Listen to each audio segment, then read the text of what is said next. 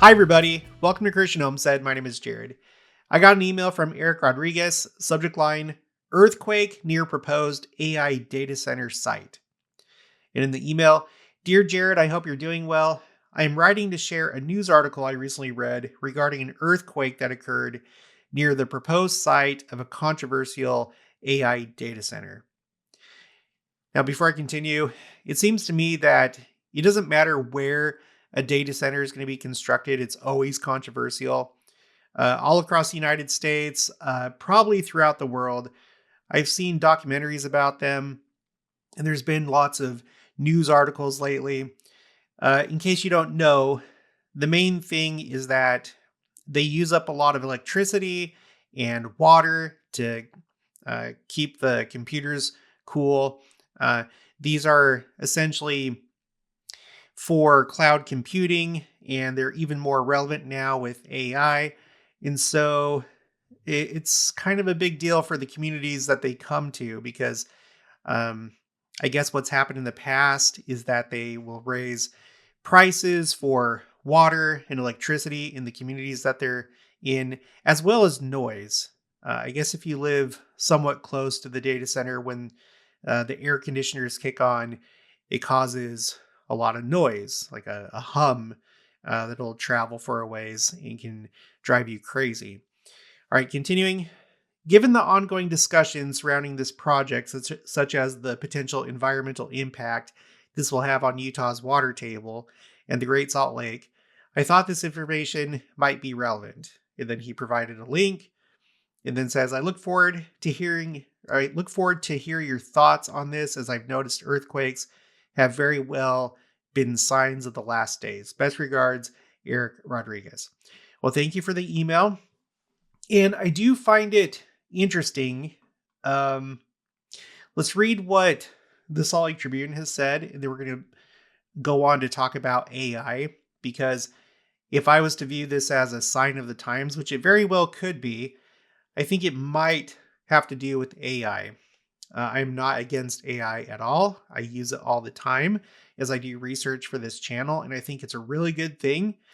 But this comes at an interesting time. This article is dated May 28th, and this is the same time within a few days, I think, of when Elder Gong went to Greece, Athens, for an AI conference, and he was warning about the dangers of AI, that it is a good thing, but there definitely need to be guardrails. And so, and there's like an upcoming thing that he's doing. There's like a special message that he's going to put out about AI. Like AI has become more and more important as time has gone on. And it seems like the church and other churches have addressed it more and more and more. It's really interesting. So this really could be kind of a minor sign of sorts. So Salt Lake Tribune, let's just read what I have highlighted in the article. A 3.1 magnitude earthquake struck northern Box Elder County on Thursday, the U.S. Geological Survey reported. The tremor originated at a small knoll near Sage Valley known as Johnson Hill, not far from the site of the proposed quote unquote hyperscale data center campus.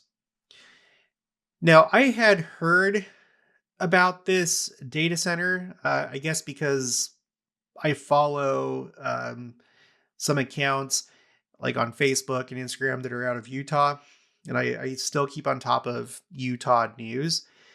This is a really large data center, I think, like it says here, hyperscale. Um, it's actually 40,000 acres. 40,000. There's this from the Salt Lake Tribune. So much worse than I even thought. Utah's hyperscale data center could create massive heat island near Great Salt Lake.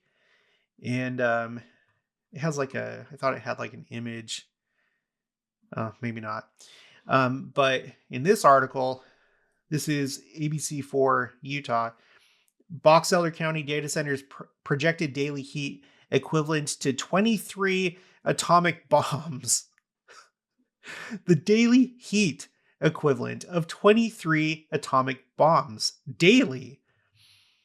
Um, so it's no joke. And you can see why the water is needed to keep that cool. Um, let's see. It says the proposed data center is comparable to 40,000 Walmart supercenters. So it's huge. Oh, wait, what's this say about Back to the Future? For a pop culture comparison, the fictional DeLorean time machine in Back to the Future required 1.21 gigawatts to power the flux capacitor for Marty McFly to time travel. And this is 16 gigawatts.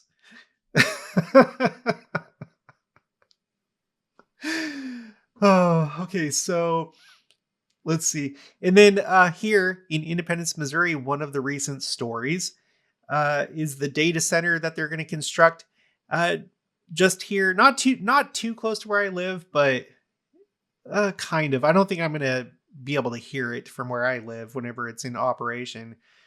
But here's an article from May 12th. Crews break ground on Nebius data center in Independence. And I've been seeing the yard signs and here's a Facebook group, no data center in Independence, with a mega horn. And they're doing all sorts of things. There was this news story that I saw.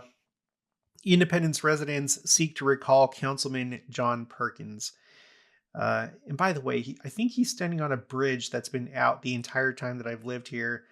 A bridge that it would have been very convenient for us to use as we would drive to the temple lot, but we always had to take a detour. I think it's that bridge, but they are going to be fixing it this year, so I'm happy about that. It's just a little bit too late for me.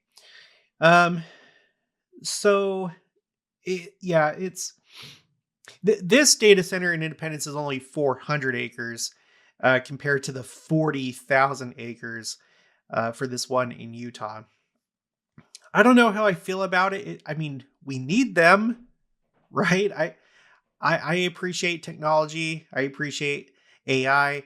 I appreciate cloud computing. That's what my spreadsheets rely on data centers. That's where they live. They don't live on my device. They live on a server somewhere. I don't even know where, but some data center. So I want them, but I know that people are trying to come up with solutions to figure this thing out, but I don't think that they're going away. So I don't know, but this is not meant to be like a political video.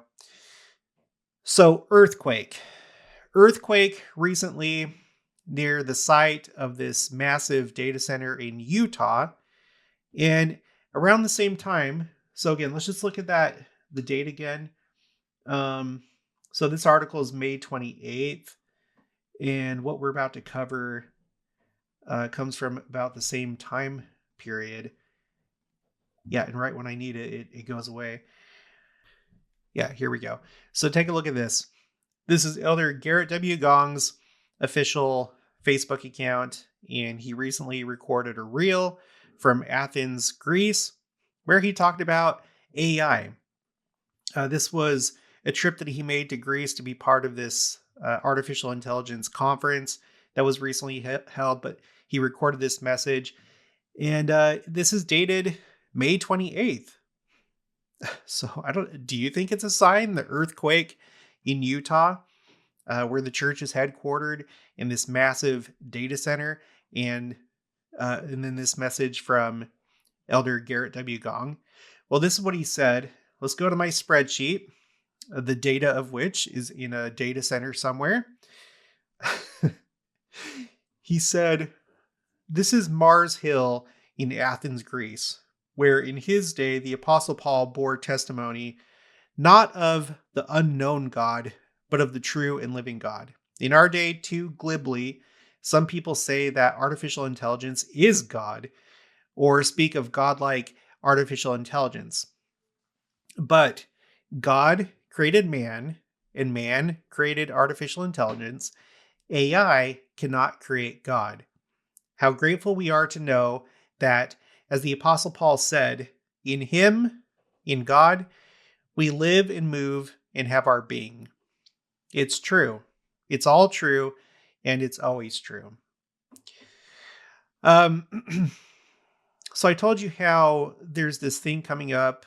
I guess it's going to be Elder Gong giving this like special message. It says here, in the hour-long video available Sunday, June 7th, the apostle of the Church of Jesus Christ of Latter-day Saints will teach guiding principles for safely navigating artificial intelligence while continuing to hear God's voice. Quote, can artificial intelligence replace God? He asks. That question may sound provocative, but in an age when we turn to algorithms for answers, guidance, and even comfort, it matters deeply. And then it goes on to say that you can watch this message on YouTube, Gospel Library, and Gospel Media. So I would encourage you to watch that. I'll watch it myself. It's interesting because it seems like Elder Gong has been like the church's point man for artificial intelligence. We've seen him talk about it before, notably last year, October 21st, 2025. These are the highlights from a video I had done back then. But I want to revisit this before we go on to what he said more recently.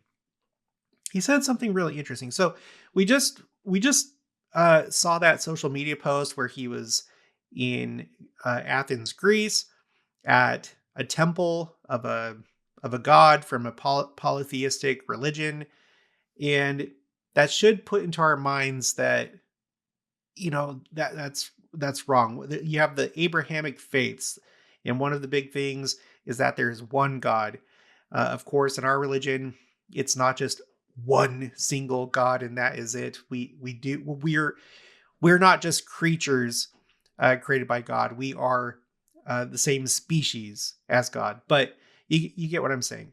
But you have these ancient religions that you have like a pantheon of gods, and he's essentially comparing what's going on with artificial intelligence and some people's literal worship of it, because there is the church of, I can't remember the name of it, but it's like the church of AI. It's an actual church. Some people have wondered if they're being serious, if it's kind of tongue in cheek, but there's reason to believe that it may be somewhat serious. And if it is not, I wouldn't be surprised if at some point there are more churches of AI. But he said this last year. He said, these are my old highlights. As the Internet of Things becomes the artificial intelligence of things, we search for a metaphor to describe our time. It may be Prometheus and his stolen fire. So remember, that's like the story of taking godly power that humans were not meant to have. That's basically what that story was about. It may be Icarus and his wings of wax. So kind of similar. Icarus, who was trying to fly really high and got too close to the sun, or in other words, going somewhere where man was not meant to go, and then suffering the consequences. And then he says it may be the Tower of Babel. Later he says, these cautionary tales each warn of hubris, trusting in the arm of flesh, losing our moral compass, and the inevitability of unanticipated and unintended consequences amidst dislocating technological change. And then, let's see, AI cannot generate revelation or truth from God, nor should we allow AI to come between us in our personal relationship with deity. Because there are people that will go to AI. They may go to AI first before praying and working through their problems. Of course, you can use it to help solve problems, but some people just skip God and go to AI. And then later, he says like the same thing here. As a creation of God, man can create AI but AI cannot create God. So he said that in this recent social media post. As with Prometheus, Icarus, and the Tower of Babel, human efforts to create utopia or to reach heaven always fail. Ultimately, we are constrained by our human pride, fallibilities, and limited moral understanding and capacity to know and do good. So I think that's interesting. So we have Mars Hill in this recent video, and then in this one, he talked about Prometheus and Icarus and the Tower of Babel. So I think we should really stop and think about this technology. And I feel like it has lots of potential to do lots of good, but also lots of bad. It may get to the point. I've entertained this idea. This is sci-fi, but I've entertained the idea that this could be civilization ending if something really goes awry. Whether it's the development of some kind of biological weapon or chemical weapon or um, some other thing that we just can't predict. If it gains its own autonomy, and then you have like a Terminator type situation or the Matrix or something like that. Um, I do think that it's what I'm about to say is more of a sci-fi thing, but it'd be so interesting if that's part of the necessity of the second coming is to come and save us from ourselves. For God Himself to come here and finish off this last 1,000 years under His guidance and in a true utopia. But I don't know. It may not happen that way, but wouldn't that be interesting if the siege, the invasion of Israel, the siege of Jerusalem, and how that's a situation where there's about to be annihilation. If actually what it is AI. I'm not seriously entertaining that. Don't start typing and calling me wrong. I'm not really entertaining that, but I'm open to all sorts of possibilities when it comes to the fulfillment of prophecy. So I don't know. It's just kind of interesting. Okay, so let's go to this conference that he just went to. The Salt Lake Tribune notes that um, he's issuing his warning at a time that Pope Leo just issued a warning as Pope. Uh, I looked through that a little bit. I think I was about to do a video about it. I don't think I mentioned it, but Pope Leo put out a thing about AI as well. And then here's the conference. Let's just do a quick little tangent. You can see that he's talking to a Jewish man. Well, I take note of things like this because I have a spreadsheet. It's a timeline of every time that I know of that a member of the First Presidency or a member of the Quorum of the 12 have met with someone who's Jewish in a official capacity or has traveled to Israel. I have a timeline for those things because when we think about prophecy, when we think about the two witnesses and preaching to the Jews, having interaction with the Jews, I like something that I think his name is Victor Ludlow said to BYU students about that prophecy, how you already have prophets that they're going to Israel. They go there somewhat frequently to Israel, to the BYU Jerusalem Center, and they interact with Jews. And so if the two witnesses are not literally just simply two witnesses, but the collection of all these different special witnesses of Christ, the apostles, we have had lots of contact with the Jews. This is just the most recent example of that. So this time it's in Greece, the Athens Summit of Ethics and Artificial Intelligence by the American Security Foundation. And during this conference, he spoke with Rabbi Daniel Feldman of Yeshiva University. So this is my first entry for 2026 of an apostle meeting with someone that's Jewish. But we have all this down here. And of course, it's not like I've collected every interaction. It's going to take more time to uh, it's going to take time to research. I'll probably use AI to help me find more instances where our apostles have interacted with the Jews. But it's been a lot more than you may think. Yeah, it doesn't have to be street preaching in the Jewish quarter of Old Jerusalem. I think that it can simply be this. All right, so to finish off this video, let's go to the transcript from Elder Gong's talk. So this is Faith, Moral Compass, and the Gift of Possibility in an Age of Artificial Intelligence by Elder Garrett W. Gong. I'm just going to show you what I highlighted. It's worth reading the whole thing. You can also simply watch it on YouTube, but I'm going to share with you my highlights. Okay, during the 20 years I worked in Washington, D.C., Dr. Henry Kissinger was a colleague at the Center for Strategic and International Studies. A favorite story described by Dr. Kissinger A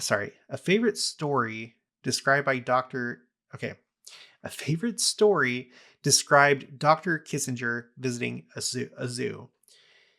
There he saw a lion and a lamb lying peacefully together. Remarkable, he said. How do you do it? Well, the zookeeper confessed, every day we get a new lamb. Mars Hill, the Tower of Babel, Icarus, Prometheus. Every day we get a new lamb. So this is what he shares toward the beginning of his talk or speech under a section called AI Developments. AI Developments and Vital Questions. Every day we get a new lamb. Yikes. Call it artificial general intelligence, or AGI, or artificial superintelligence, ASI. In the coming 2 or 5 years, AI may equal or surpass human ability to perform many cognitive tasks. AI leaders say we may be approaching an inflection point. And he says many other like things in this speech. An inflection point, AGI and or ASI. So again, we're doing this video because I got the email saying that there was this earthquake at the site of this hyperscale data center in Utah, 40,000 acres, producing as much heat every day as, what was it again?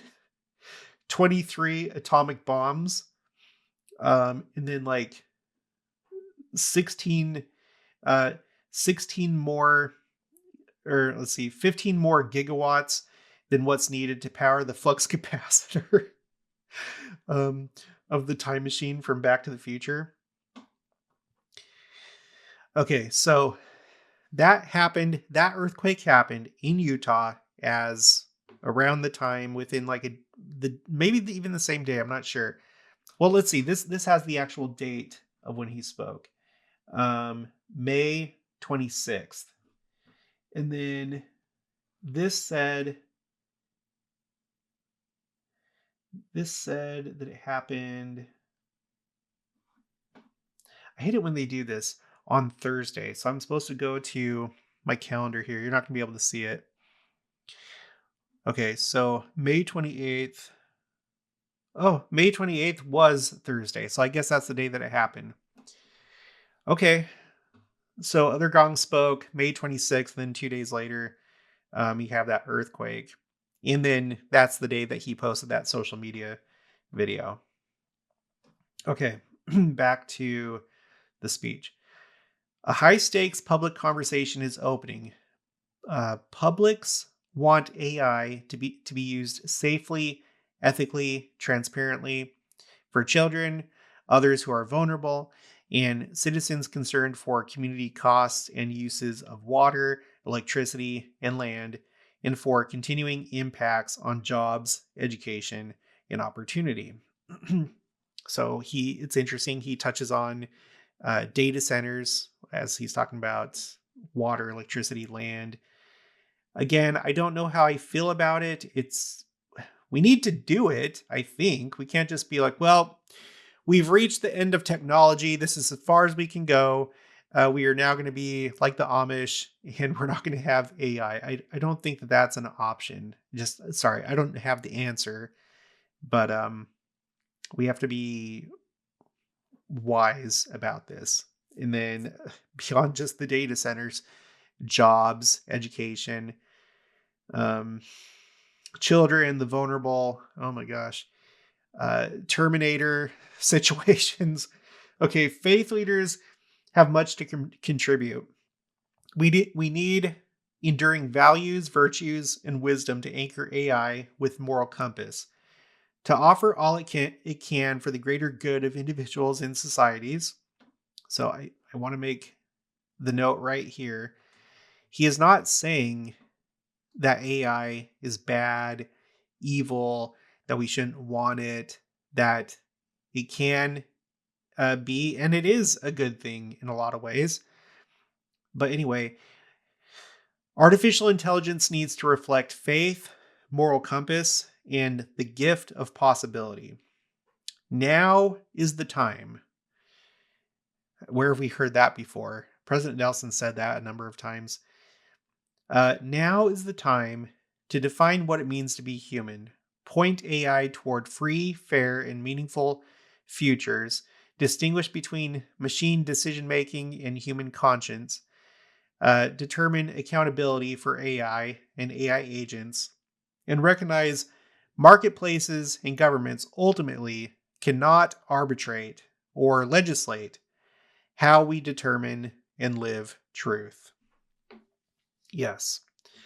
Yes, because this is a really powerful tool that some will take for truth. They'll take it for absolute truth. Marketplaces, governments, and the AI that's produced by marketplaces cannot dictate what truth is, especially spiritual truth. And then Elder Gong says, if ever there was a time, it is now. I think he's right. I think it's serious. Earlier, he said AI leaders say we may be approaching an inflection point. Now is the time. If ever there was a time, it is now. I wonder, you guys, no one knows the future. You can guess, you can have educated guesses, you can have projections, you can whatever. I've said it a million times. No matter how smart we are, and even with AI, no one seems to be very good at predicting the future. There may be some things that you can kind of predict that are very solid, but there's many other things that are just not predictable. I don't think anybody look. I doubt that there were very many people that would have been able to predict what the internet would become. When the internet first started, I don't think say when it was starting to get into the just average household, I don't think very many people could have predicted social media. I don't think that they could have predicted Facebook and YouTube and Instagram and TikTok and stuff like that. We didn't even have the concept really of smartphones. We didn't even have MP3 players like back in the 90s. So here we are, we have AI.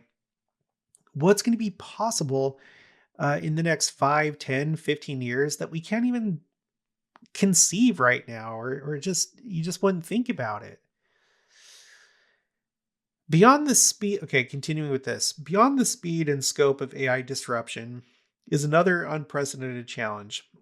AI is concentrating information, technology, and capital, and thereby centralizing power. Concentrated, centralized power infringes freedom. It undermines the sovereignty of individuals, companies, and countries.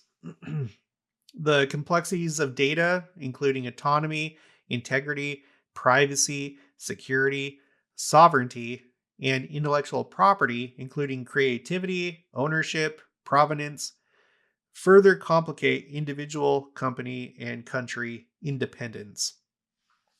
Um, yeah, that's kind of a scary thought. I mean, haven't you ever wondered what would happen? And again, this is kind of sci-fi, but for all anybody knows, maybe it'll happen.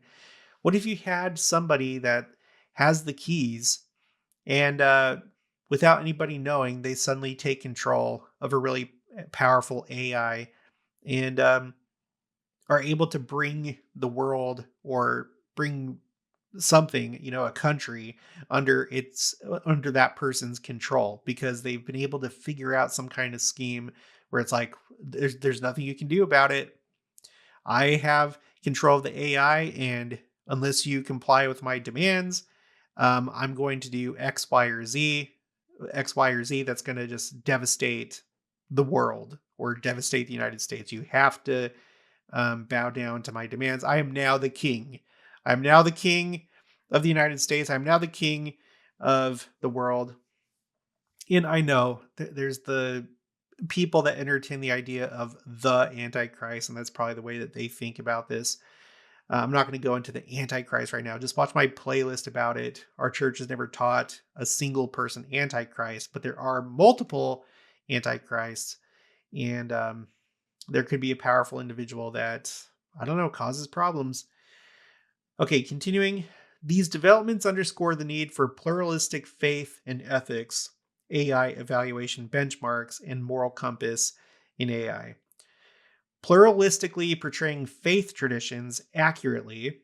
Okay, so now think about our church and all the attacks on our church and all the misperceptions. Pluralistically portraying faith traditions accurately, honestly, and respectfully does not privilege one faith tradition over another or belief over non-belief. It does not seek to convert individuals. It does not adjudicate faith claims. Pluralistically benchmarking faith and ethics in AI is not an imposition of religion on AI. So I'm interested in what he's saying here for many reasons, but I want to document and understand what the church thinks about AI, how the church is going to try and manage this situation or try and influence it. So one of the big concerns among all the other things that he's already talked about is how is this going to impact our church? How's it going to impact other churches? Because like if all the power and control and information is all centralized and then it has a bias toward one group, then all of a sudden everybody using that AI system may start to develop a similar bias toward that one group, the way that it's being portrayed.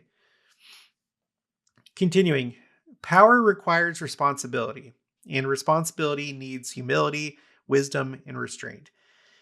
Some AI leaders say foundational AI models are general purpose tools, not arbiters of values. More reason that neither profit motivated technology companies nor politically motivated governments can be left to determine society's AI moral compass. Well, that's kind of a tough one, isn't it? Profit motivation and political motivation when it comes to AI. I don't know if it's that easy. You think about the different governments of the world. You think about North Korea. You think about Iran, Russia. You think about whatever, just all these different countries. And I don't know. All right, continuing. Here's an important part where he talks about the fact that, yes, we do want AI. He says, we want AI to help bridge, not widen, digital divides. We want AI to give rising generations hope and better futures. And we want AI to enlarge individual capacity to contribute for good. This is the spirit of the gift of every good possibility. It requires moral grounding and moral compass in AI. So don't just go the lazy route and be like, "Oh, AI is evil. We should get rid of all the data centers." So look, when when it comes to these data centers, I understand. I'm in a city where I might be impacted by the data center. Like I said, I don't think I'm going to hear the noise from it because I think it's far enough away. But yeah, it could make our electric bill go up or the water bill.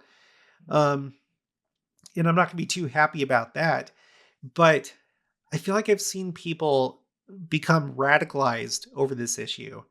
When it comes to politics, and like there's always just people that take it to the nth degree and can't just act like human beings.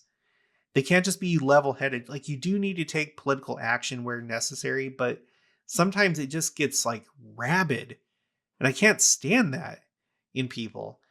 So part of it is where you get into this like black and white thinking where it's like, well, AI, it's either all good or all bad. And no, look for the nuance, look, the shades of gray. You can still have AI and have it be a good thing. You don't have to throw it completely out. All right, continuing. A literature review of 12,000 papers dealing with bias in large language models, including subtle or implicit bias, shows that fewer than 0.2% of these papers consider religion as the primary topic of study. Focused effort has reduced stark anti-Islamic and anti-Semitic bias, but secular and discriminatory bias remain in story, inference, and journey-based inquiry in AI models. As AI amplifies and compounds religious bias at scale, more users may misunderstand the contribution faith and belief can make to moral and ethical AI grounding. Um, I'm gonna skip this next part. The video is going longer than I thought, but he just talks about the fact that there's these universities, Baylor, BYU, Notre Dame, and Yeshiva University, that are working to address this issue. They're concerned with um, how AI may affect how people of faith are viewed and how it represents different religions and churches, and they want it to be accurate, honest, and respectful. Um, Here's another one of those phrases. He says, "At this critical juncture." So he repeats that a number of times, and I don't think that it's just fluff. Let's remind ourselves. Let's go back up here. He said, um, inflection point. Now is the time. If ever there was a time, it is now. And then this that we're about to read. At this critical juncture, we need what I call the gift of possibility. We want AI to expand human agency and capacity to do good, prioritize learning and admirable human character, and empower individuals with dignity and place as we contribute with purpose and meaning in a world of transformed work. I want AI to have moral compass that can inspire and enable anyone anywhere with the gift of possibility to do good and become our best self. But he says this is a critical juncture. I'd be interested to see what you guys think about the next 5 to 10 years in AI. Do you think we're going to get to AGI? Do you think we're going to get to ASI? And what do you think that's going to look like? How do you think this is going to impact jobs? Do you think that there's been a lot of people that have said, well, just like the industrial oh my gosh, just like the industrial revolution, yeah, people lost jobs, but there's new jobs that are created because now there's different things to do. We advance and there's other things to do. Do you think that that's going to be the case? I feel like it's so unpredictable how this is going to impact the labor force and just civilization as a whole. all aspects of civilization. All right, he says AI that can find a needle of pattern in a massive data haystack, which is why I love it, because like I've said before, I use AI to find many needles in many haystacks so I can make these videos and build up my spreadsheets and my knowledge base.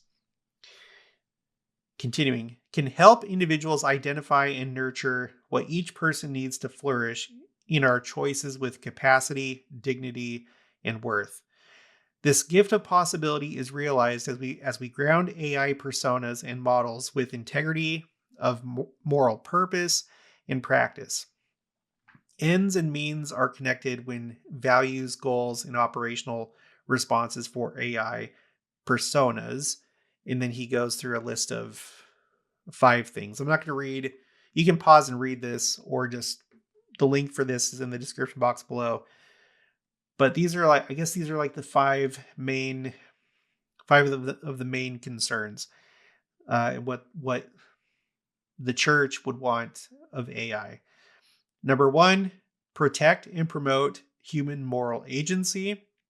Number 2, imbue and establish moral compass. Number 3, disclose AI transparency. Number 4, preserve human ability to pause. What he means by that is he tells a story about a Jeopardy champion and the fact that we need to pause. We need to like do our own thinking. I think that's basically what Jeopardy champion Ken Jennings said. A major difference between himself and Watson, the computer, was he, Jennings, could hesitate. Humans need to reflect, pause, question, even doubt ourselves before we push the button. Yeah, because that helps us grow. We need to work through things. Yeah. And I don't know. It's also implied here that maybe that's something that machines aren't so great at least not now, where we receive genuine creativity and inspiration to do things. I don't think that any AI model or anything gets inspiration. Certainly not revelation. Okay, number 5, mitigate AI tendencies to a will. Okay, mitigate AI tendencies to a will to power bias, deceit, narcissism, sycophancy, self-preservation. So I have gone ahead and I've added this to my spreadsheet called quotes A through Z.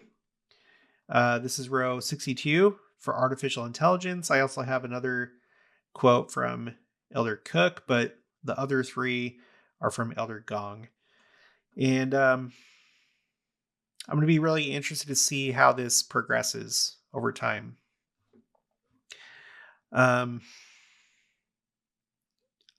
Frankly, not just with AI, but with so many things, I've never felt so uncertain about the future. Not necessarily in a bad way, but there's just so many moving pieces. We've seen so many interesting things happen with the church. We've seen so many interesting things happen geopolitically and in nature and in society and with technology. It just feels like things are moving really fast and things are really unpredictable. And I wouldn't be afraid about it. We know that the second coming is going to happen for one, and I think it's going to happen sooner than later. But regardless of the second coming, we just need to rely on God. We need to keep the commandments, be on the covenant path, be in places of safety and refuge, which is our homes, which should be a holy place. We should keep it as a holy place and make sure that the Spirit can be here. We need to be in church on Sundays, and whenever there's activities and stuff like that, go to the temple as frequently as you can. This is where you'll find peace and safety, and you'll receive the Spirit, which will direct you. It'll guide you. It'll help you stay safe. It'll help you navigate these crazy, chaotic, unpredictable times. So I'm not worried about it. All right, well, that's going to be it for this one. I'll talk to you guys later.